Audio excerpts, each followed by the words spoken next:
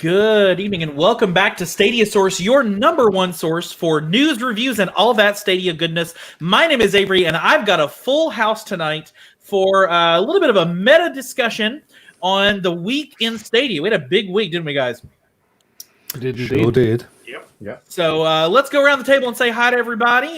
We'll just head in that direction. Lord Moore, how are you doing this evening? Yeah, it's not bad, thanks. Yeah, hi everyone. And Dan, how are you? I'm fandabby-dozy. See, truly. Doing good, my friend. Doing good. Our penguin in the middle, Adam. I'm absolutely penguin-tastic. We got Smooth Chocolate there in the corner. Dom, how are you? I'm all good. Nothing, a slight hangover, but I'm good.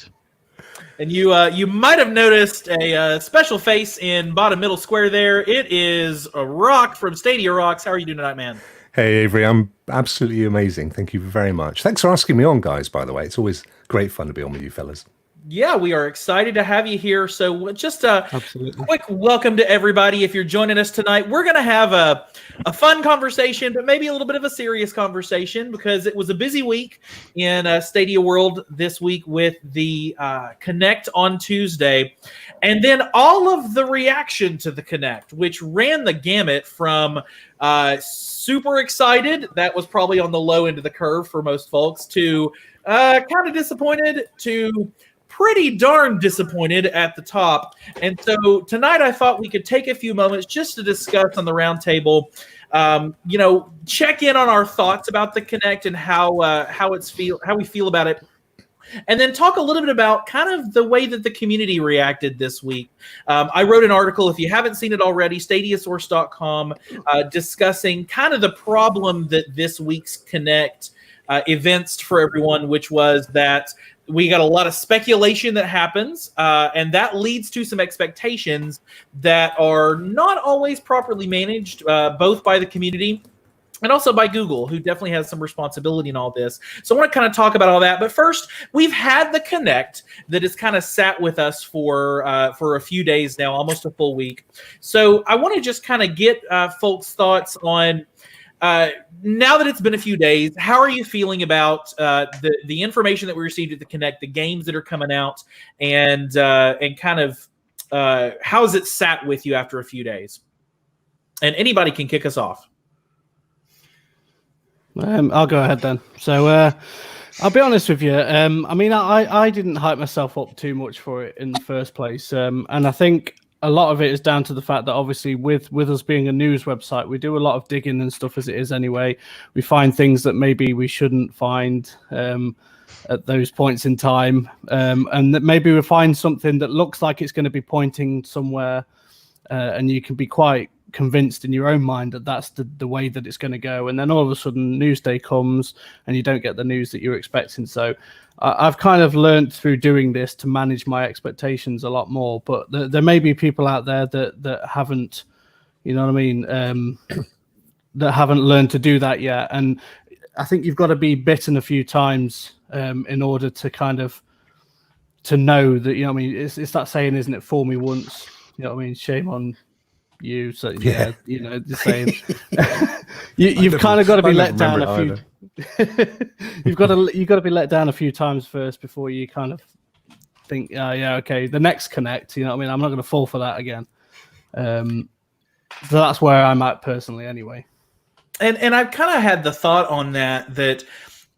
And as part of goes to expectations, which we'll talk about in a little bit, we just don't really have the concept in Connects of what a big Connect looks like and what a little Connect looks like. So when we expect a big Connect and we get the 20 minutes that we got, that's pretty consistent with the 20 minutes we got last time and the 20 minutes we got last time. If you take just this Connect, take it in a vacuum and kind of look at what we got some pretty cool news and some pretty good games. You know, Dead by Daylight is probably one of the most popular games of its kind out there. Dom, I know you are super excited for that one. I absolutely love that game so much. And it's a perfect fit for Stadia because it's very streamer friendly and it's debuting the crowd choice and the crowd play. So at least for that, you know, and plus I mentioned in the article, you know, Sekiro was the 2019 game of the year. So we're getting those top games. We're maybe just not getting them in the volume that we would expect at this point.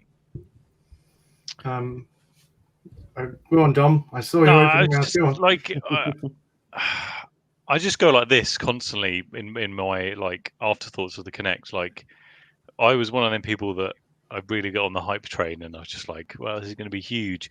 But and then I think about it, and I'm like, well, why was it like that? Because I shouldn't have been. Because if I look at the past evidence, all the Connect, like the previous Connect was the same length, had maybe a few more games. I don't know, like I just have this constant mixture of feelings. Like sometimes, like yeah, that was actually quite a cool Connect. Like we saw Dead by Daylight, which I'm stoked about.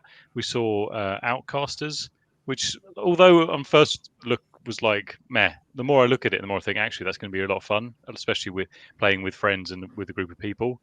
Um, Outriders, which I think is only not coming day and date though. It's coming next year. Yeah, we get 2021. Yep. Yeah. But then also, like, I think I was like, oh, that wasn't that many games. And then, but then 2 days before, Ubisoft had their event when they talked about all like 3 AAA games that we're getting, and I think we're getting some of them day and date. I can't remember the top of my head if they are. I have this weird like, I'm disappointed yet excited at the same time. I don't know how to describe it. I think my main issue, this is probably opening another topic, is just Google's timing of that Connect. Because they put it in IGN Summer of Gaming, which had tons of stuff for other consoles, and then it was just like 20 minutes of Stadia, and that was it. And so I just think expectations went through the roof, and they weren't met to what some people would have liked. Can I be the proverbial cat amongst the pigeons? No, who said no? That's it. Come on outside. I actually think it was amazing. I thought it was fantastic. I thought it was on the money if you were the target audience for that Connect. And my personal belief, and I've mentioned this several times, is where we're going wrong as a community is that we're expecting the measurement to be by why we got involved in the first place, i.e. we're all seasoned gamers. We all think or thought that Stadia would be a replacement for consoles and or PCs. And therefore, that's what we've been egging on and hyping for and waiting for and thinking, come on, look what's happening with xCloud. Look what's happening with GeForce Now. They're catching you up, guys. But I think we were wrong. I think Google all the way along had no interest in tapping that market because why would they? Why would they stand toe to toe with Xbox or PlayStation or even PCs? It made no sense because, 113 games at $8.99 a month is never going to compete with a couple of hundred games for $3.99 a month.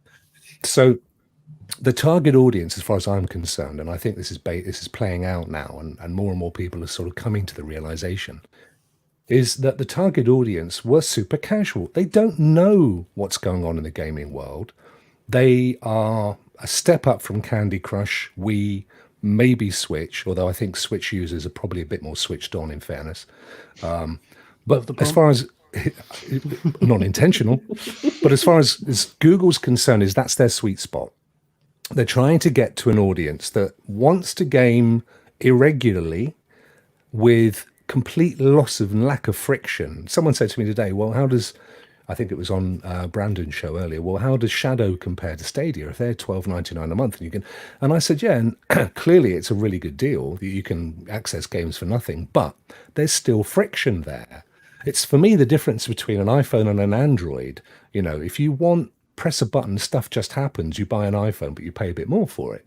If you don't want to pay more and you want to tweak your settings and get the thing to work exactly as you want it to work, you go down the Android road. And I think that's the market that Google are trying to attract. Now, if you then look at the Connect from that lens, from that focus, it suddenly makes sense. It wasn't targeted at us. It was targeted at people that never have ever heard of Dead by Daylight or the Rokk series or anything else that was publicized on there. They just see game after game after game. And it was 18 minutes for a reason, because they've done their work. If it's one thing Google knows, it's data. It collects data till it's blue in the face and it analyzes the hell out of it. And it knows the time frame that busy people, casual gamers, will pay attention to anything like that. So for me, it wasn't even the fact that it was in IGN Summer of Games. That was a summer thing. That was that was more to do with the fact that no, that was just coincidental. This wasn't aimed at people that are watching the IGN stuff. This was just get it out there with some publicity. This is what you're going to get if you invest in Google Stadia. And guess what? It's click to play. No faffing about, no installing, no downloading, none of that stuff. Press a button, you do it. That's the audience they're after, and that's the data they were playing through. So if you take that filter, I think they were bang on the money. Do I personally feel that was what I wanted? No. I signed up wanting a replacement for a gaming PC. I bought into 4K 60. That's what I was hoping for, but that's not the content that I started to create. My content was always for the people I thought they were aiming it at. So for me, I think they were on the money. Well, and if you watch I've been a Google file since I was one of the beta testers on the very first Chromebook ever, the CR48, big old gray slab of nothing, back in 2010, I think. And their motto has always been reaching the next billion people, whether that's the next billion people who need a cheap, affordable computing device, which is the Chromebook, which is not meant to be a replacement for a killer desktop PC, but for many people it works exactly as they need, whether that's an Android One, nay Google One device, which is not meant to be a replacement for the latest Samsung Galaxy, but is meant to be a competent phone for the people in India or the people in areas that have not a lot of connectivity available to them. And so this Stadia is proving to be, despite the early hype that they built themselves, and we'll talk about kind of Google's responsibility on this, it's proving to be the gaming device for the next billion people. As long as you have a little bit of internet, then you can play some games that you probably would have never been able to do before. Dom, you looked like you wanted to chime in. I just touch on Rokk. I get that Google are they have tons and tons and tons of data on everyone and whatever everyone's doing on what people are watching on YouTube and how long everyone watches stuff for and the specific demographics for that. But something that Google have been renownedly terrible for is their marketing skills, just in general. If you look at their Pixel phones,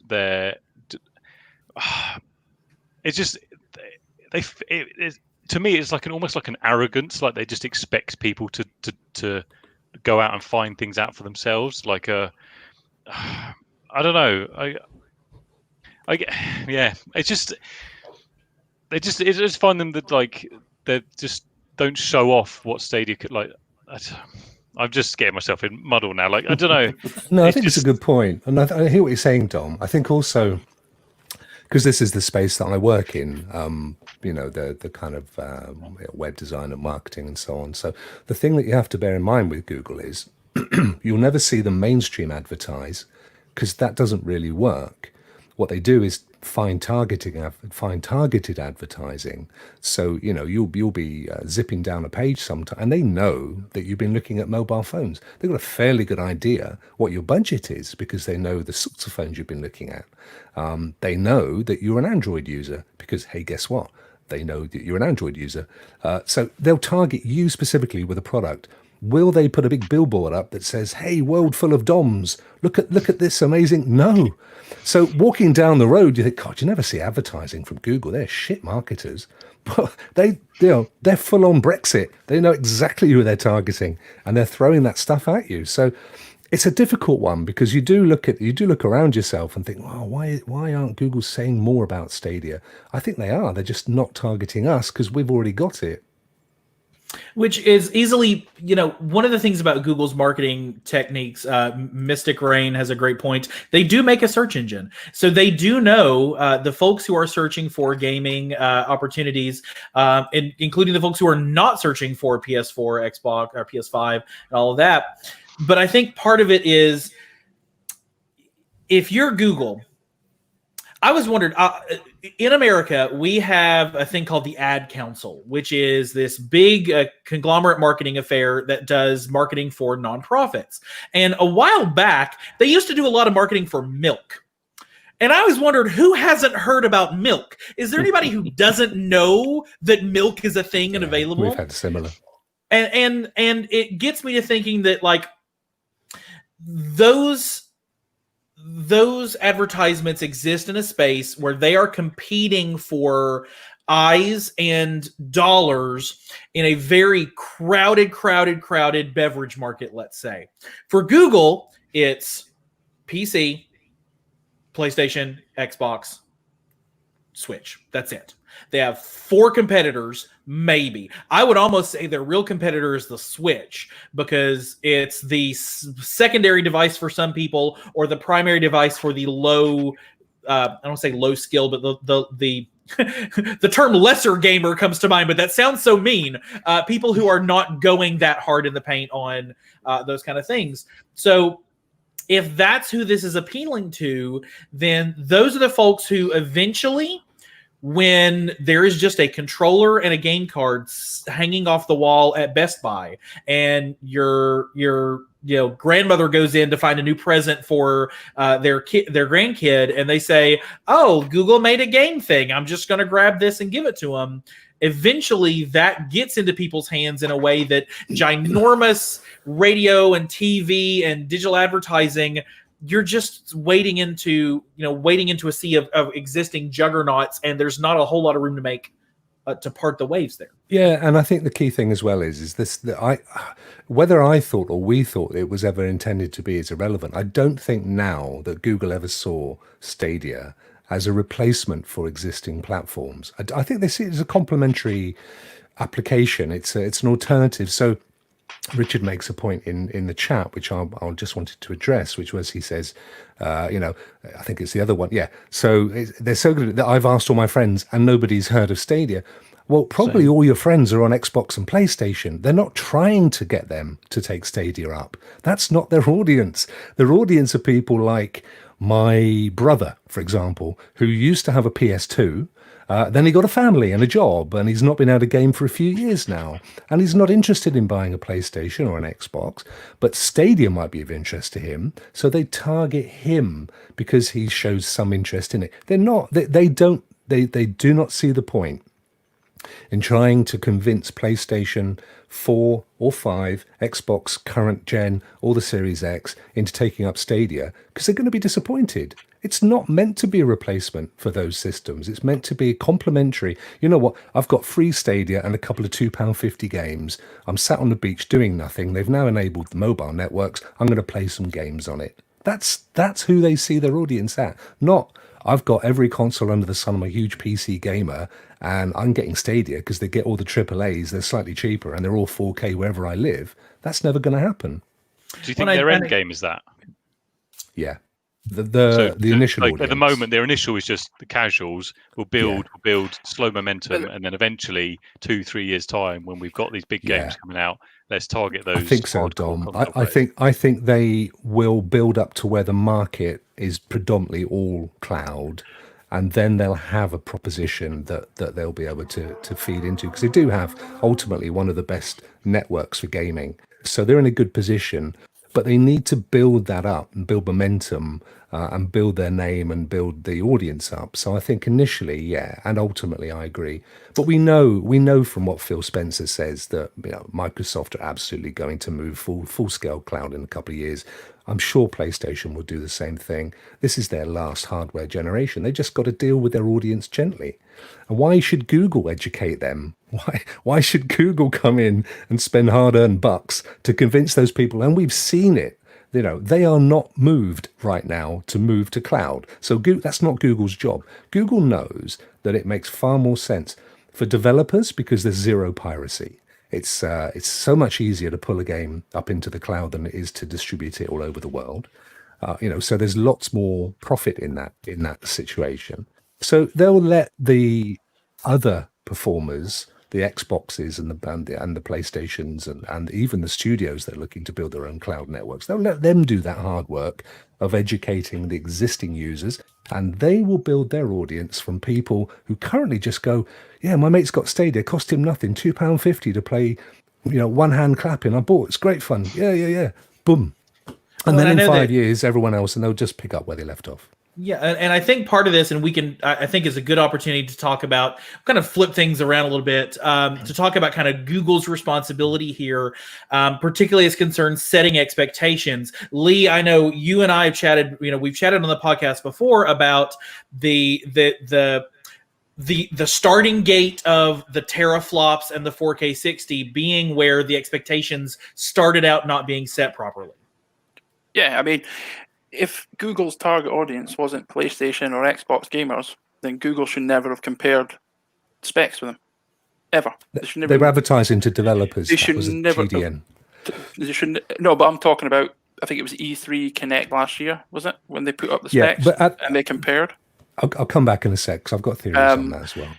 And if you listen, as I've said before, if Google are going to do that, then you are putting yourself in a position to go head to head with Xbox and PlayStation, and everybody is going to see it like that. The gaming media is going to see it like that. Gamers are going to see it like that. And if you don't deliver on that, then of course you're going to get, And for the Connect, for me, with that in my head and my level of expectation, I've spent years watching E3s, Gamescoms, conferences. I see Stadia should be Xbox, PlayStation level. Because that's where they put themselves. If you're going to put yourself to go head to head with them, you have to be at that level with them. But they didn't need to, though. If you think about it, I mean, sorry to interrupt, but basically, if they'd have at the conference where they unveiled Stadia, if they'd not done that presentation comparing it to Xbox and PlayStation, yada yada, then they release a game such as Destiny 2, then they release Borderlands 3, Far Cry, all these big games that can take on the big boys of PlayStation and Xbox, then we would have kind of done that for them, or those games would have set that expectation without them even having to say something, because people would have gone, well, Stadia runs Destiny 2 absolutely fine, just as well as the big ones. So they didn't need to, but I don't think even if they hadn't, it would have changed things much. So how much of this could have been? Sorry, Rokk. How much of this could have been? The initial plan was let's go after Xbox, let's go after PlayStation, and then seeing the reaction to the community, they've adjusted strategy to streams. As I mentioned on Tuesday's reaction, we don't see it's crazy in the cloud marketing anymore. Now we see a game anywhere you want, and you can buy the game or get it from Pro. Adam, you had a very strong reaction to that. Him or me? Adam, when I said, what if they change streams? You were like, don't know about that. No, I don't think that they were actually marketing at Xbox and PlayStation fans at all. I think it was inconsequential about the teraflops. It's just because PlayStation, Xbox have been talking about hardware specifications at the time. Although I don't know if PlayStation was. I thought that came a little bit later. Regardless, it's irrespective. I think their main target, which is what I believe Jack Buser said during the IGN event, was their main target was tech enthusiasts. And you know what? They actually did really well, because I'm pretty certain you're all tech enthusiasts, but I know for a fact that I am. So I think it was looked as a comparison between Xbox and PlayStation, but really it was just an advertisement to us early adopters who were like, oh, a new gadget.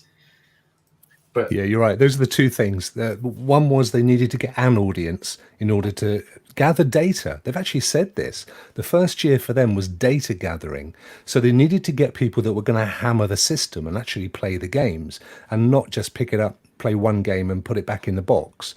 So that's one reason why. The second was they needed to get developers on board.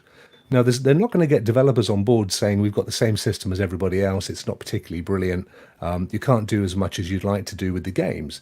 So that was twofold. There was a two-pronged affair to get us early adopters, tech enthusiasts, and I actually think if they've made any mistakes, and I struggled to think that they have, it's that the reaction now is a result of us, or a lot of the community, feeling we've been cheated. If that was always their goal, and like Lee says, you look at it now and think, well, hang on a minute, I felt that you were telling me I should invest in you because you're going to be a replacement for my PlayStation. And truthfully, it's difficult to argue against that, because when you look back on it, you absolutely see it that way if you're looking at it from that direction. So, now they're getting a big kickback out of the first year's worth of audience. And again, as horrible as it sounds, coming from a business environment, I think they figured all that in. I think they knew they were going to get it. Why do you think they're not super engaged with this community?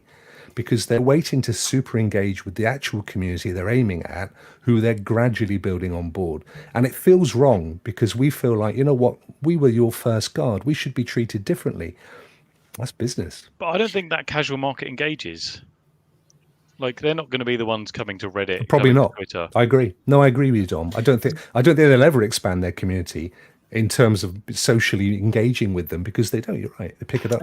I work in software, and we release new versions of our software products every so often. And when you've got a big release, you don't give that to the biggest, most high-profile clients you have. You start with the ones you know are going to be willing to stick it through the bugs and willing to help you solve things and get it right. And then you start putting it to the higher level demanding folks. If Stadia's plan this whole time was, folks like us, the people who are willing to buy in at the 130 mark, are going to stick it out through, well, we don't have 4K on the web yet. Well, hey, we got it. Well, we don't have Google Assistant yet. Hey, we got it. Well, we don't have Stream Share yet. Well, we're going to get it. And we're willing to stick that out in a way that if they started this with a $20 million ad campaign to launch it to the masses, put the controller in Walmart, Target, Best Buy, at Harrods, wherever, then and you still didn't have a lot of the features there yet, and it still wasn't super refined, and there were still games like Borderlands that were a couple months behind, and it wasn't a great experience. The 100 million people that sign on becomes a million overnight when it's a bad experience for them on day one. That's it in a nutshell, my friend. See, I think the issue is people thinking it would be a competitor to Xbox and PlayStation. Yes. That, while like Lee said, it's obviously thrown up how much teraflops there was. I was going to say terawatts then. Obviously, then people would be like, okay, well, if it's the same, if not better, against Xbox and PlayStation, then why don't I switch? Just after, I think it was after Stadia was released in November, on the Stadia Facebook group, the amount of people I saw saying that they've just sold their Xbox or PlayStation or Switch for Stadia. Yeah. But for me personally, I think I said it after the first announcement, that's perfect for someone like me who, at the time, the job that I was at, I was traveling around the country. So instead of literally having my rucksack with a few clothes in for a week and then an Xbox in there as well, I could just literally have a controller in one hand, a Chromecast in the other, and that's it. Yeah, there's definitely a use case for more seasoned hardcore gamers. There's no question of that. I'm not saying for 1 minute that that we shouldn't be in their game. I don't think that's the case at all. I think Dom's absolutely right. The fact is there are AAAs and there are new AAAs coming. So clearly they're not looking to completely wash their hands of us. But I just think we're going to be maybe the top 5 to 10% of their audience.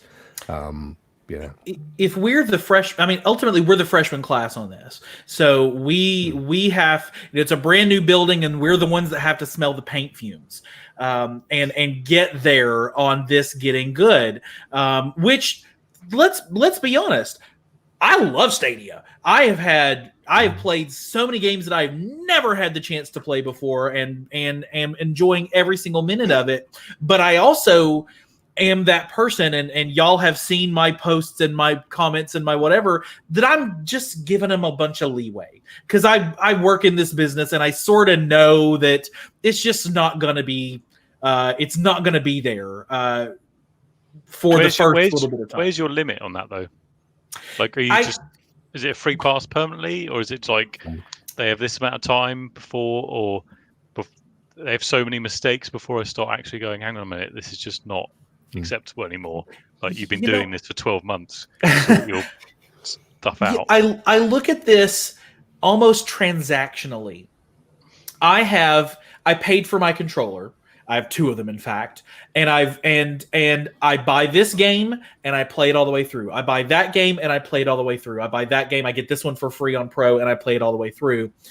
That fulfills the promise for me. The promise was I could take this controller and I could hook it into my phone, my tablet, my PC, or my Chromecast and play Borderlands 3 from start to finish. And they fulfilled the promise for me. So this is going to sound, I'll get hell for this. I know I will. I don't have a low threshold for my free pass for them. I know a lot of people do, and we'll talk in just a bit about kind of how the community dealt with this week. But I got a really high threshold for this. As long as I can keep logging into the Stadia servers and enjoy Elder Scrolls Online and get that character up to 50 and start playing, I've got a pretty high threshold here. As long as the system works, and right now the system works. See, the thing that I think is that everyone's what's the word? Everyone's kind of thinking too much. People put in overthinking things. Kind of, yeah. That everyone's putting Stadia on a higher pedestal than it is. Because what people need to remember is that while we've known Stadia for just over a year now, it wasn't released until November, and then from November till February or March, it was technically a open paid beta. Like even in the phone app, it was saying it was early access still until after then. So even then, Stadia's not even that old. So they obviously need to slowly, gradually build things up as they go along. Like you said, Rokk, they need to gather all the information first to see where they're going.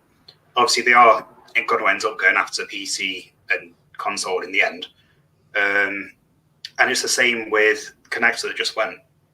It's like I fell for it as well, that obviously this point of year, it should be the E3 season. As well as that, we've just had the IGN Game of Summer. So obviously you're expecting huge events, a ton of games and information, whereas nowhere did Google actually hint that that was going to happen. And a lot of people just took all the stuff that, like we found a ton of stuff, Jem found a ton of stuff and just expected it to come around, and obviously it didn't.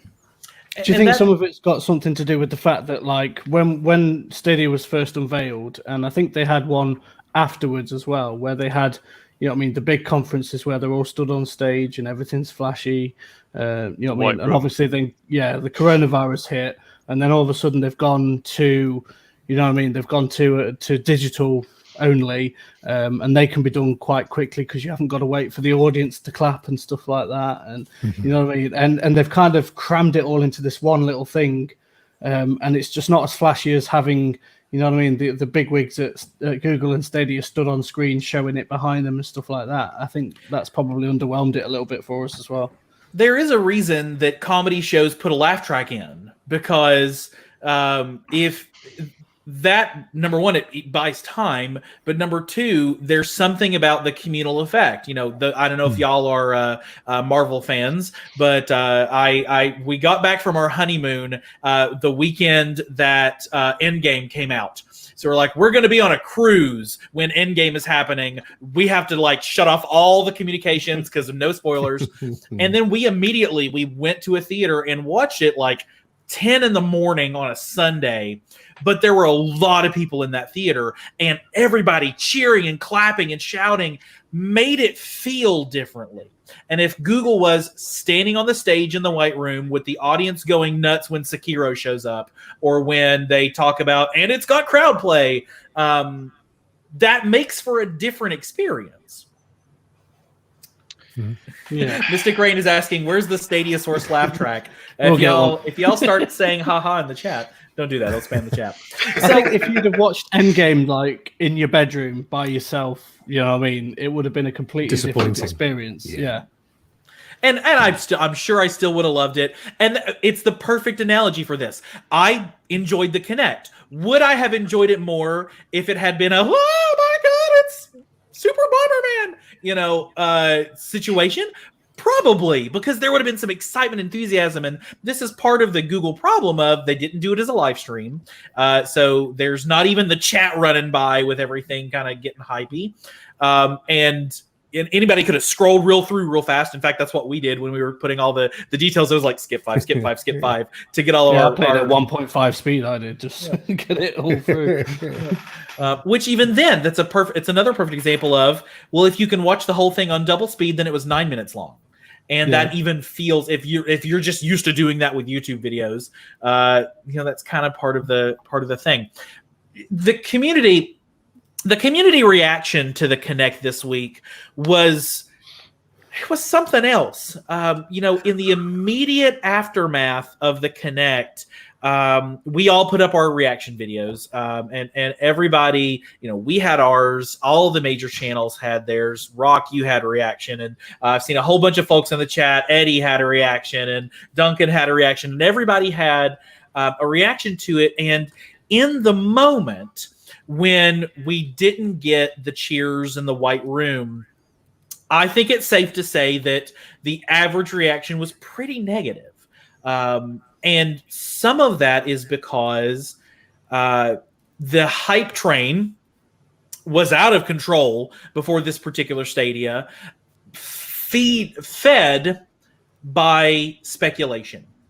And I wrote considerably about this, that the speculation was entirely, let's call a spade, our fault. Because we as creators and community members saw the tweets from Jim and watched the videos. Jim, you do an amazing job, by the way. Please don't stop finding URLs that we can go look at. And the code teardowns from folks like our Center Square, Adam, who does an amazing job getting in there and looking at that JavaScript and figuring out what's coming out. But at least until maybe this week, we haven't done a good job of saying, and this is just code. It's just a URL. It doesn't mean anything. So everybody took the YouTube findings and the family share findings to mean, we got to connect on Tuesday. Why would they have the code in there if we weren't getting it? And that created this massive speculation that created a real high from which we could fall off. It's fun to speculate. I mean, we could sit here all day and think. If I asked you guys to speculate what's coming for the rest of the year, I mean, we would probably be looking at the bigger titles. Like someone would say Call of Duty's coming, for example, and you'd start to run away with your own thoughts because it's fun to do. It's fun to hypothesize where something's going to go. And especially when you've got no clear path from Google themselves. I mean, we've asked for roadmaps. I've seen plenty of tweets saying, can we have a roadmap so we know what to expect in 6 months' time and stuff like that. And without them, people let their minds run away from them. And then when the events that's supposed to have revealed the things that they've hypothesized, I think you said it in your article, Avery, when Google don't deliver a product they never promised was coming, then people get disappointed by it. And one of our you'll begin seeing some reviews from the gentleman who chatted us there, fantastic writer, Miles. Saying they announced this Connect a month in advance. You got to expect to have something to show this time. They did. They showed that we're getting Sekiro, we're getting the Hitman trilogy, we've got crowd play, crowd choice coming, Dead by Daylight. They had a lot to tell us at that Connect, but what they didn't tell us was all the stuff they never said they were going to tell us. Why do you think they announced that so early in advance compared to the other Connects? All the other Connects have been a week in advance.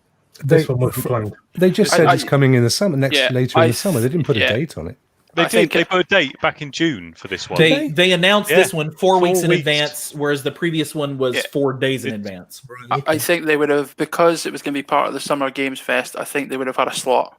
They would have obviously spoken to the guys behind that, and they would say, right, because I think they actually said, after the Connect in April, we'll be back in the summer. So the Summer Games Fest had been announced by that point. They would have known roughly, we're going to go in this week, or this is the rough date, and I think that's probably why that was done.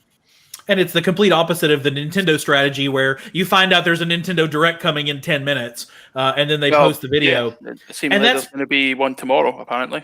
Is the rumors. So again, the rumors. So if they don't deliver, and I've seen the same thing. I'm in the Nintendo Switch community because that is the one real console that I have, and the rumors fly there just as much as they fly on our side. And when we there don't get the Connect Direct, guys, pick up something unique.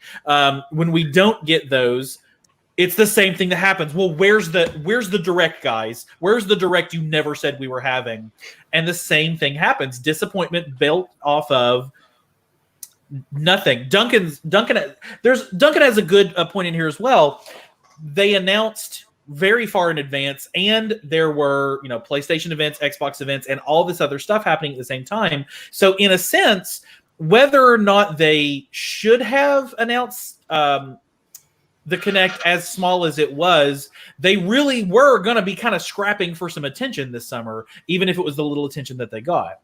I've got an opinion on that. I've got a theory. Does anyone remember what happened just before the Connect was announced? Rather big piece of news that dropped. We Ubisoft thing? We dropped it. Well, Duncan specifically. About a week before, maybe 10 days. No takers. We don't read StadiaSource.com. We just write. Yeah, we just post it randomly. I don't know. There's a website. We just make the content. We don't read it. The Cyberpunk delay, which isn't really a delay, but it did absolute incredible rounds around the entire community and outside of the community. I mean, the other games news outlets absolutely loved running that story, with a passion. And what I believe happened was Google was like, "Oh crap, we got to do something. We got to let them know that we're still in this. We're still going for it." So they said, right, we'll tell them we've got a Connect coming. We'll give us 4 weeks to organize what's going to be in it. And then, because as we know, when people do marketing campaigns, it has to go through this person, then this person, then this team has to accept it, then that person has to write off on it. And there's all sorts of processes to go on. That's why I think we got that Connect. I don't think it was planned. I think it was reactionary to the news that...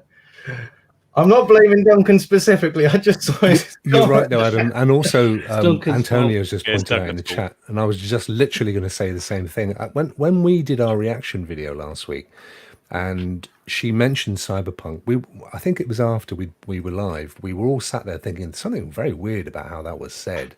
It didn't add up.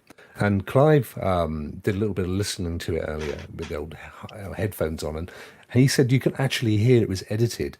So chances are they announced it because they were expecting to announce a date for the release in that Connect, and they even pulled it at the last minute because it appears, because she literally says something like, and more news about Cyberpunk when it goes live or something. We're all like, well, we knew that. You can literally almost hear it was like edited out. So you'll find out the release date on the release date. Yeah, it was that kind of a thing. Absolutely. On the date. Japanese style. So I think part of where we run into a challenge with this is, as Dan was saying earlier, the speculation is super fun. And part of it is because there is a gap of information. One of the quotes in my piece, I tried to get a little philosophical, a little fancy. Hilary Mantel, one of the authors, it is the absence of facts that frightens people, the gap you open into which they pour their fears, fantasies, and desires.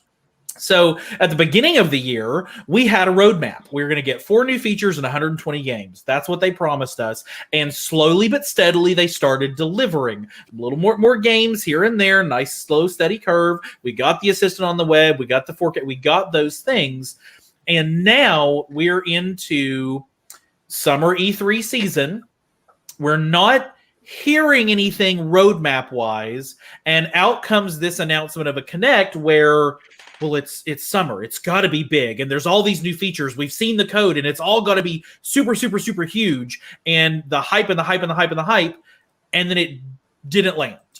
And so the reaction from everybody sort of in a real sense was born out of the fact that Google is just not saying a lot. And that's never... we know that we started the year in the dark times where they literally said nothing. Like from November to January, there was like 2 posts and it was dead. And then they kind of got the hint. And their community team started engaging and they started doing the This Week's on Stadia and kind of got things out there. But it's almost like okay, you've got a routine now. We're going to get it this week on Stadia on Tuesday or Thursday. It's going to announce 1 or 2 super old ports. And at the very bottom, you're going to say, and keep an eye out because Avengers, Cyberpunk, and Baldur's Gate are coming. And it's the same thing that happens every single week. And we're not getting anything more than that. Why do you think they just don't have a big social media presence? Like, they have no one. Like, we have Chris and Grace on Reddit. But I understand, like as I say this every time we talk about stuff. Like, I don't understand why Jack Buser isn't out here chatting about Stadia. I don't understand why John Justice isn't out here chatting about Stadia. Like, these people are good in front of a camera. They've done interviews before. Like, Jack Buser, when he was on LGN a few weeks ago, was great. And, like, people listened to him. And you can tell from the view behind him, we had all these consoles and everything. You could tell that he was into his gaming and stuff. Like, they're just so good in front of a camera and talking about Stadia. And if they want information to spread properly about Stadia, then these are the people they need to use. Not just let's tweet Stadia and then get the generic answer of, we have nothing to share about this right now. Please stay tuned. Like, Miles had a good comment. Would that even be good for them? And that makes me wonder, is it a good idea to turn the spotlight on you when your script is not ready? If they aren't, we're still in year 1 and we don't have super huge AAA titles and some of those big features are not there, I'm just opening this up for thought. Would it be a good idea for them to ramp the social media up and get these appearances and get Jack out there and get Aaron Hoffman-John and Shannon Studstill and Jade Raymond out there when all they really have to talk about right now is here's the platform and it works? But they don't have, and we've been working for 3 years and here's the teaser trailer, Jeff Keighley. They don't have that yet. I think at the very least, what they could do for the time being, yes, I think you're right. They certainly don't want to be going all in just yet. I mean, they haven't even done their end of year fiscal reports yet for Stadia, so there's no way that they're going to go all in just yet. However, I think at the very least that the press relations managers and the community relations managers at the very least should be telling us things. Sure, they're sending press kits out to like PC Gamer and the big, well-established news sources. Not that they give a toss about Stadia anyway, but I think that they should be talking more to the ambassadors. Well, I say ambassadors, but I suppose that's a little bit pig-headed. But the people who are seen as like a hub for the Stadia community, like us for news. What makes you think they haven't, Adam? Well, they don't talk very often. I'm not saying anything. And Chase, for example, I mean, we've lost Chase, but he would have been a fantastic. We haven't lost Chase. He's just taken a break. Yeah, Look, I think the thing is, the way I see this is that I have 2 heads. I'm a kind of Wurzel Gummidge in some respects. On the one hand, I've got my content creator's head. I set my stall out day 1, February whenever it was when I first started doing this. My content was for busy people and casual gamers. It still is.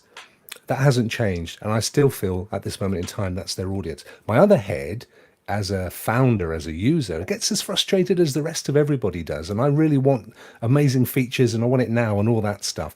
But I think as content creators, we've got to be measured, because we talk about the community, and in reality 90% of the time we're talking about us, community of content creators that just wind each other up all the time. And I'll be honest, I bailed from that a couple of weeks ago.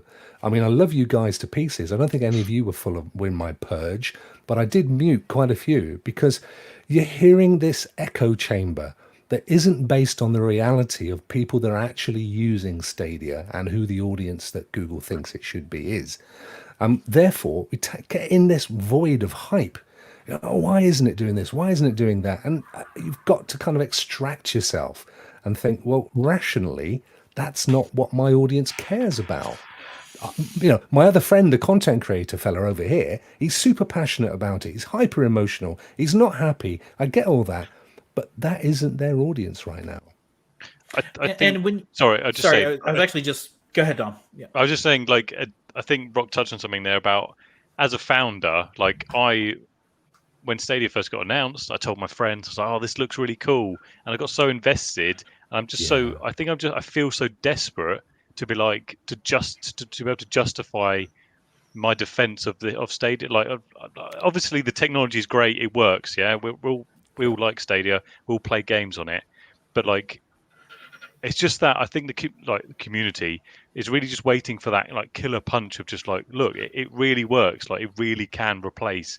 I know they're not aiming for that, but that's what people are desperate for. You're right, Dom. That's the part that hurts, you know. And I said earlier on that the problem here that I think is a problem, by the way, because we are their voice right now. Like it or not, we are, as content creators, you know, and we do feel like we've been kind of dejected and left out there to roast when there are other content creators and press that are all out for their blood. And it feels like, well, why are we taking that? Why are we taking this? It's not fair. So, you know, for me, it was just a realization. You've got to just split yourself out. And there's that part of me that absolutely, I'm 100% on board with what you're saying. But there's the other part of me that I've set my stall to deliver entertaining content. And it's not going to be, I'm not going to, you know, wind up my feelings into my audience, because it's not what they want to hear. And I've proved it, because my figures have gone way up since I started saying, no, I'm not going to be negative. I'm not going to get into that spiral. I'm not going to project my anxieties and fears for the platform to my audience. And others have. And it's almost been stark. Some of them have left. Some of them have moved on. Some of them have gone and given themselves new names, and they're off to do. And let's be honest, even if you're interested in cloud gaming, there's plenty of other solutions that you can, you know, assign yourself to if you don't like the way Google are going with this. And I think that's the bare facts of it, really. You've just got to decide. This isn't necessarily going to be what you guys, not you guys, sorry, I'm talking about the general content creation, or certainly the founders, they signed up for a year ago. It's not. Is that what they want to do moving forward? Probably not. If that's the case, fair point. You've delivered some amazing content over the year. You've done an amazing job for Google. You know, truthfully, I don't think you'll ever be respected or even recognized for it. So yeah, I do agree, and I understand and respect you for wanting to move on. For me, my approach has never changed. I don't ever think I'm going to be ninja or Dr. Disrespectful supporting Stadia. Not in a million years. It's gonna, you know, if I'm right about who I think their audience is, none of them are going to be massive YouTube followers. So that's just where it is. And people have to make a decision. Is that what they want to do moving forward or not? And I think that it will be a tight-knit, successful community, but it has to get its head around what the future of this platform is. And I think we just got to lose everything we thought it was for the last 12 months. And you make a fantastic point about we have kind of formed an echo chamber. And part of that was a defensive reaction to the very early days of Stadia, when you could not pull up any gaming website, any tech website, and not see constant digs at the platform. And as the early adopters, as the investors, this is our team. We get it that we can make fun of our team all we want, but you can't make fun of our team because it's our team. And so we formed this circle. We circled the wagons around around the largest company on earth, with worth more money than we will ever make if we were to live to be $1 billion. And in doing so, because we circled the wagons, we pointed inward. And now, if you start looking at, very sizable organizations like The Verge, like VentureBeat, the tide has turned over there. It wants me to continue as Avery. The tide has turned over there. They're saying great things. I'd say the tide is turning. Turning. There is still, especially The Verge and a select journalist on there who. Yeah. You just give these guys time. As soon as they get that chance, that knife goes right back into Stadia's back. That's straight off. Right. Yeah. But we're seeing less of it. I definitely think if the tide is turning. I agree. And sorry, also just randomly, like on Twitter and stuff, I'm seeing more people who have never seen before saying, "Hey, this is actually a great product. I'm using it." On Stadia posts, but you still get the odd, "Oh my god, all 5 Stadia users can use this game, great!" But then you get the people underneath going, "Hang on a minute, like I've actually tried. Have you actually tried it? Because I'm trying it and it's great. It works for me." who a lot of people who I've never seen before, like just fresh account kind of thing. So like it's just so slow, I think, and people are just so desperate to be like, yes, I've got Stadia, it's amazing. Look at this, it's bells and whistles and 4K 60 and webcams and YouTube and everything, and it's getting there. It's just gamers are impatient, I think. Yes. See, I think the issue is that half the people who, with the group, say everyone who is on a Stadia are in one group, I'd say half of it just don't want to give up a physical console yet because it's all they're used to. They want to have it there, so even if it's just to chuck a sticker on or customize it while they're playing or something. But then the other half, it comes down to what they've heard people say about Stadia, that it's not really worked for them and it's not been the greatest, which obviously that's not Stadia's fault. That's down to the people who test it. Like, I think it was, I can't remember if it was The Verge or someone else who they've done 2 different tests, one at the start and one more recent, where the first test... Digital Foundry did it. Where the first wasn't the greatest, but then after it was. But again, that's all down to, firstly, your internet usage, what you're doing on that connection. Because like when I was in Canada, I spoke to Dan about this, that the line that I was on was 7.5 megasecond, which is still below the 10 meg that Google want you to have. But that works fine with no issue. But then when I was staying at my sister's for a while, they were on 30 megasecond, but they had 2 smart TVs, 2 Xboxes, 3 smartphones. So obviously more data going out there, which then the experience that I had for my Stadia for myself then just stuttered and half the time was unplayable. So I think it's just a solution for that, by the way. If you're using someone else's router and you have access to the router, just reset it.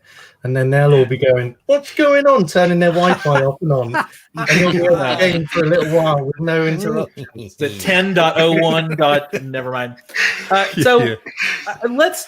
Let's talk about the path forward, because I think and Rokk, you inadvertently provided a perfect segue to kind of talk about the creator community, of which I will admit I'm very new, has a responsibility to fill a gap. You're exactly right in that we're the ones speaking for Google right now, which is a problem. It's a genuine issue that a bazillion-dollar company needs its beta partners to do the work for it. But until they get there, I wanted to share this tweet from Aaron Greenberg, who is the general manager of Xbox Games marketing at Microsoft. They heard the speculation and they saw that the community was running wild with, we're going to see the new Xbox and we're going to show the controller and they're going to give us a price. And he said, no. We got 1 hour. It's all games. You're going to love it. It's 1 hour. It's all games. And until Stadia gets there and starts figuring that out, then we as a creator community are going to have to do a better job of tempering the expectations and making sure that speculation doesn't run wild. Dan, as our chief engineer and leader on the website, we're implementing a speculation banner that basically says, if you're on a post talking about gem findings or atom findings or ESRB ratings or whatever else, I embarrassed him so much he left me. Yeah, I know he's gone. If we're saying those kind of things, then we want you to know right up front at the very top, this is speculation. It does not mean we're getting this tomorrow. It does not mean it's coming in the next Connect. It is simply code that has been found or an ESRB rating that has been seen, and that's it. And so what until they do a better job, what I hate to say what is our responsibility. Duncan, nails it on the head, very short and succinct. It's not our job. It's certainly not our job to do this. But as creators for the community, we're taking on that role. Failed though. Yeah. You've got to remember as well, we're the self-appointed kind of gatekeepers of Stadia, really. I mean, Stadia haven't asked us to do this, and I mean, anybody can start creating videos or make a website, about Stadia, and then all of a sudden they become a Stadia content creator, and then before you know it, they can start shaping expectations. Like we've all done it here, pretty much. So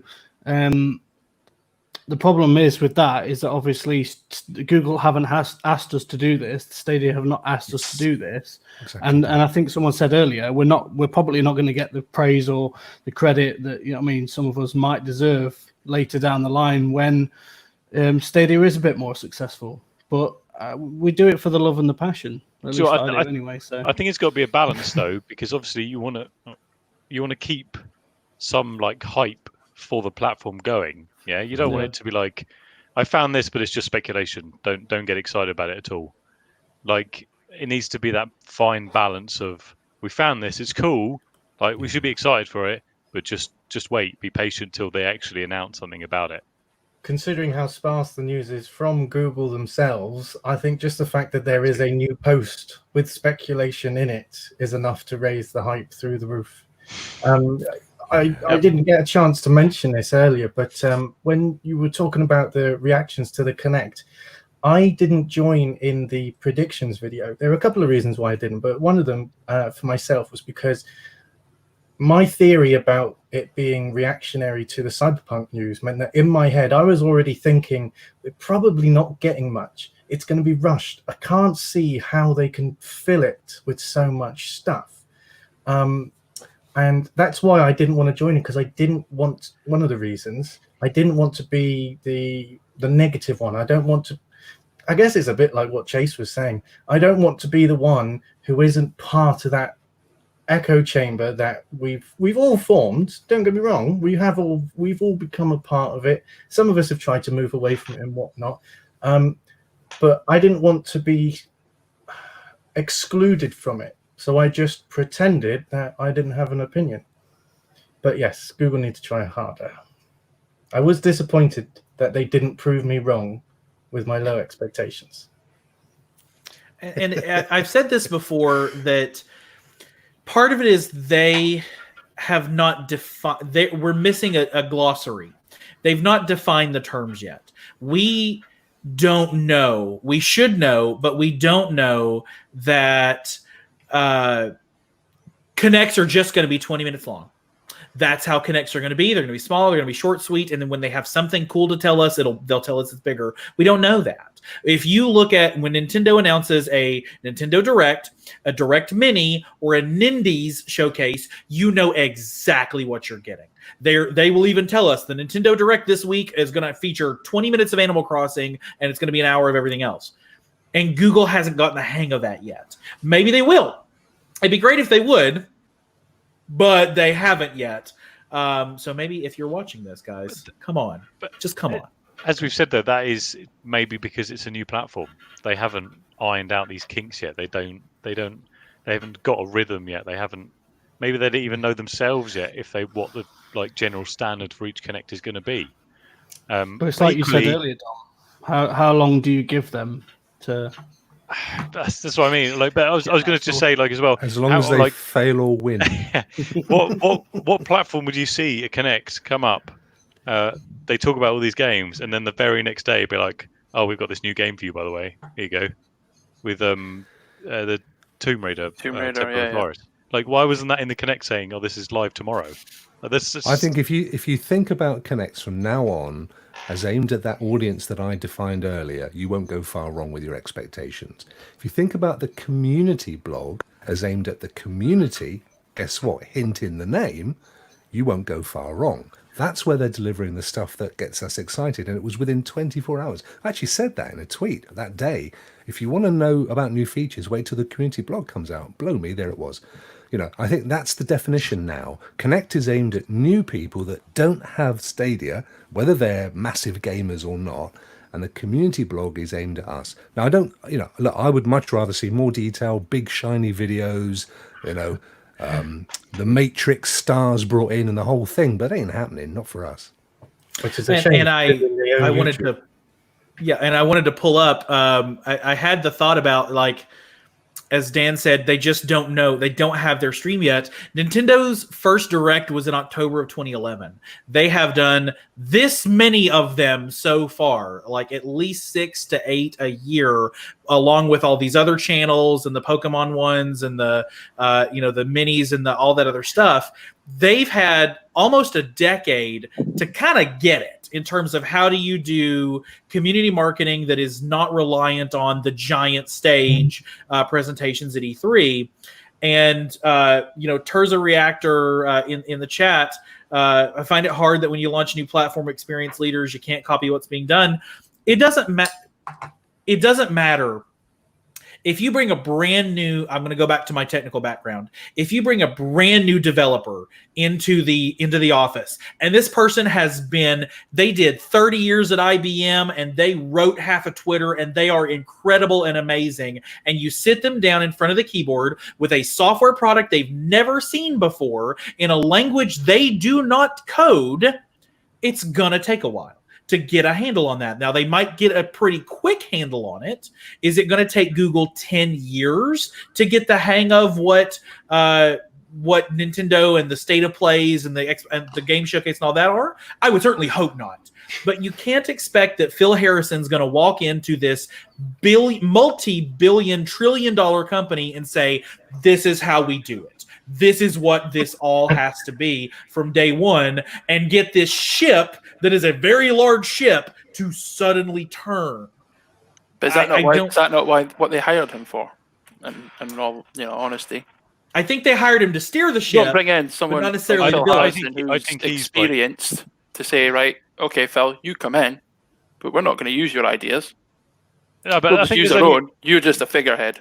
I think there's only so You're much going to bring Phil Harrison in or Jack Buser in. Listen to them. These guys know, they're experienced. Phil was he had a huge job for Xbox in Europe. He knows exactly what the situation is and how to drive it, what direction to take it. But Lee, there's only so much that these two can do. Exactly. I agree. Obviously, if they're focusing on one task, they might know about PR stuff. They ultimately they will have somebody above them saying no. Is Phil at the top, do we think, of Stadia? So here's the thing. I think he was brought in to bring developers on board, actually, studios, because that's his connection, that's his network. And if you now look at him on LinkedIn, he's vice president of Google. Doesn't mention Stadia. Doesn't say it. I think he had one job to do, and it wasn't to blow the bloody door off. and certainly they do.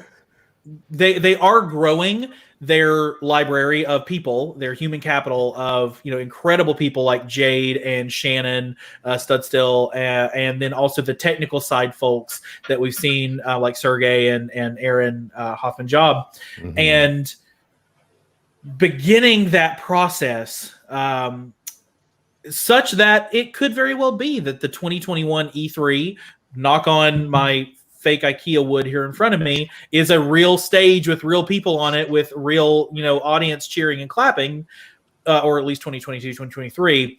And by then, they filled out the team. Terza Reactor, again, you hire the people for the job. Check out jobs.google.com. There are posts open, plenty of them, for developers, account managers, marketers, community advocates. Catherine Garrity, who is Grace and Chris's boss, posted an opening for a community manager to work on Stadia, Chromecast, and Pixel. So they're still growing the team. They are still hiring to build out that team, and maybe 9 months, let's give them graciously a year, is not enough time to find and develop and train and integrate and build all of those systems. But it could be plenty of time to get the right people in place to begin that process, so that a year from now things are incredible because they've had the runway that they need to get off the ground. See, it's all good them trying to build up a group like that, but at the same time, it's like with experience before trying to get in contact with people, that they also need the teams to be able to talk to each other and communicate to each other internally. It's like we've spoken to people before and asked them questions about Stadia, and they're like, we have no idea. And you would have thought it would have been their job to know all the information, but... Do you know, it frightens me, actually, Avery, that job description there, that we want them to be in charge. What was it? Stadia, Pixel... Chromecast and Pixel.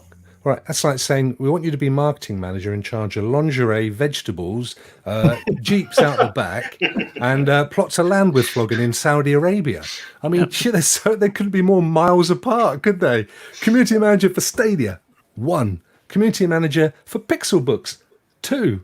That's how it should be done. Not let's get one person in to cover all of this territory. So according to Phil Harrison's Wikipedia, he joined Google as a vice president and general manager. And then he took charge of Stadia as a product manager when it was first announced. There you go. So we don't even know that he's actually involved anymore, other than he pops up on occasional connects. I don't think he's hugely involved. I don't know whether this is going to come across as ignorant, but all of these fantastic people that everyone blows a lot of smoke for, I hate to come across as rude or anything. I don't know who any of them are. And to me, at the end of the day, they're not the people making anything. They may be managing. Let's look at the head of Gearbox. What's his name? Randy Pitchford, yeah. Randy Pitchford. He hasn't made anything. He's the manager. He's the face. When you say, oh, Borderlands, maybe not Borderlands 3. Borderlands 2 was absolutely fantastic. Randy's the one getting all the praise, but he hasn't made it. He's just told people to go, oh yeah, you work on that bit of code, you work on that bit of code. Well, in fact, he doesn't even do that because he's got people underneath him who are going, right, you tell who to do what. Because so you need that figurehead, you need that focal point that people are going to listen to. Xbox have got it with Phil Spencer. Sony have now got it with Jim Ryan. They had it with Jack Tretton. They had it with Sean Layden. It's got a face. As Aaron Greenberg at Xbox, you know, these people listen to them. You know what I mean? But they will come on stage. They will say their piece. People will go, hey, Phil Spencer, yes, you know, this, that. They will follow on social media. They will go listen, you know, their tweets. They will buy into what they say. Those people are getting their script from somebody else. There is still... we want the Connects to be bigger. Well, there's an entire department at Google who are doing the videography and the scripting and the graphic design and finalizing the contracts and reaching out to legal to say, hey, are we ready to mention this one? Okay, come on, we got a deadline. And until those land, they just are what they are. So I think it's a good time for us to wrap up. We've gone over an hour already. Dan, I know you got to head out. Any final thoughts from you on kind of our path going forward and managing those expectations a bit better? Let's just have fun. Let's not try to look at it too seriously. You know, I mean, we all need to kind of pick up our controllers and play a bit more Stadia and just enjoy it for where it's at now. And the future will come at whatever speed it does come. And I'm positive we're going to get everything that we want and more from Stadia in the long run. So, don't know that you could say it any better than that. I posted on Twitter the other day. It was like hashtag play the damn game. Just play a game. Enjoy it. I've also got a thought for creators. Obviously, I'm not a creator myself. I certainly wouldn't consider myself as a creator at all. I might look pretty pink in front of a camera, sorry, but you do look pretty, Adam. No one is ever going to say. I thought we were stopping at that point. I was up for that. But like Dan says, play the games. I've seen so many times on Reddit that people are saying there's too many podcasts and not enough gameplays. And yet this is something we have also discussed within Stadia Source. We need to get some more gameplays out because at the moment, everyone's just watching the same thing discussed by different people. And it's decreasing, though. It has decreased. And it will continue to decrease. Oh, yeah, with more people leaving, yeah, sure. The collapse of the organization. And here, as we join tonight to talk about people talking about it, you make a great point, Adam. Don't forget, click and play. Click and play. Everyone, click and play. Someone drop a link in the chat. Has anybody told Eddie? Keep saying it. I think Eddie needs telling it. Yeah, I don't think he knows about it. No. Because I actually tweeted it out, I think it was yesterday or the day before, about the war scenarios in Orcs Must Die 3. Play that war scenario, see all that enemies on screen. That showcases what Stadia can do, what the possibilities for Stadia really are. And that is something that I think if people are on the edge with Stadia, they're thinking maybe should I try it, they should be seeing things like that. That should be blasted out there to look at because I just think it's amazing, absolutely amazing. one question. If we say like a general consensus, we're agreeing the Connector's aims towards a casual audience, do we think that they'll ever provide like context or like behind the scenes or dev videos for stuff like when they talk about using multiple GPUs in games, that stuff like elastic computing that they've talked about in the past? Do we think they'll ever actually? Yeah, but do we think like when those games like come out, like some of these big new games that they're building themselves, they will then also talk about some of the more nerdy sides behind it? It's Or do we think they're going to keep with the it's something that casual- should be doing more of, Dom? I think. Yeah, Definitely, 100%. They when for the GDC replacement, they had several very technical inclined posts about Project Chimera and all of those kind of things. And I think the more I would imagine we're going to see more of that after the first party games really start hitting hard, because you might not necessarily have an Ubisoft wanting to talk too much about what they've got going on under the hood. But when it's your own, when it's Robot Entertainment or Supermassive Games or Harmonix or Uppercut, and the game is for you. You did that game. You can talk about the tech behind it all you want. I suspect we'll see more later this year. I'm not saying that there's. Duncan just said there are dev videos and demos and stuff, but I'm just saying, like, I'm guessing none of the games we can play as of now have any of that in there. Just a little bit about Destiny and their processes, but we haven't seen a lot. That was more like how they could work from home and stuff, and how it was all in the cloud. But there's no nothing as far as we know. I said this about YouTube. I said this a couple of months ago. Actually, where they tend to do drop most of this stuff is in really obscure magazines and publications. And when you go looking for it, there's some really interesting stuff out there. But it's literally in Software Developers Monthly and all that kind of stuff. Because if you think about who Google are, that's what they are. So they feel super comfortable talking to other tech people about their stuff, and they're really not comfortable. It's like, I mean, Avery, you work in the same business that I do, so you do get some quite gregarious out there developers, but in the whole, can you leave me in my box and shut the door, please? I want to work in a dark basement. Leave me alone. Yeah, right. This work from home has been a godsend to so many software developers out there. Exactly. And to that point, Google's hitting this on multiple fronts, that if you really think about it, some of that audience for the stuff that Dom is interested in, and I'm very much interested in as well, that audience is not us, and it's not the people watching us tonight. Precisely. That audience is senior engineering directors at AWS or senior AI directors at Azure who might be looking for another place to get a paycheck at some point. That's who those things are going to appeal to, which is perfectly fine, because that means we get better engineers and we get better directors and we get better AI and all that kind of stuff as time goes on. So let's wrap it up, guys. I really appreciate the discussion tonight, and I hope that we've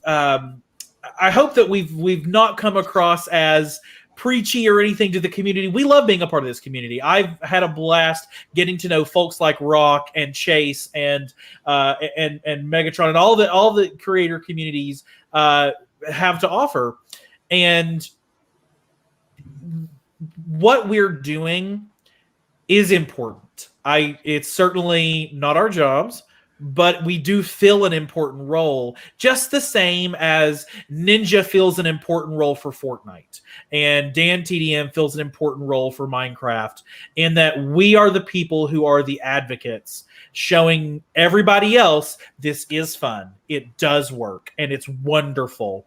And keeping things a little on the positive side certainly will help with that, I think.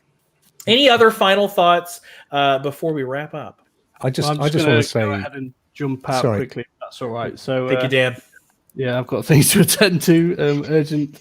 Yeah, the missus. I was just quickly going to say, guys, please like and Thanks, subscribe for Stadia Source, because these guys really do work their asses off to get some content out for you, and it is for you. And the key thing is they're growing and evolving, as is the platform. You've heard tonight how Dan is thinking about different ways to deliver content all the time. So it's important that we support them, because if we don't support them, it'll disappear, and we really don't want that in this community. So please hit those likes, subscribe, and tell your friends to subscribe as well. We need Stadia Source to be around for a long time. And don't Thank you forget very to much for Rokk. Yeah. And don't forget StadiaRokks. You can find him on YouTube and participating with amazing content. You see him a lot on the Cloudy channel that Duncan and Kelly are running, and amazing stuff happening. Amazing stuff happening across the community. You can, in fact, find community content creators on our website at StadiaSource.com. Make sure Lee, Ash... a quick one. There's an update coming out to that very soon. So great. Keep That's your my point. There's my point, guys. Hit those likes for the content creator section. So yeah. All right. Well, you know what? Thank you, Cheers, Dan. Bye. Take care, my friend. Cheers, Dan. All right. Well, that just leads me to thank our patrons, because you do help us make this content possible. And you can see a list of the patrons right here on StadiaSource.com. You'll see it if I'm pointing in the right direction, right there with amazing folks, including one that happens to be sitting a few boxes down below me as well. If you have not taken the opportunity to become a patron, link right there, button right there on every single page, and you can help make what we do possible. And of course, we would be remiss without saying an amazing thank you to Rokk for the fantastic services that he is providing there for hosting.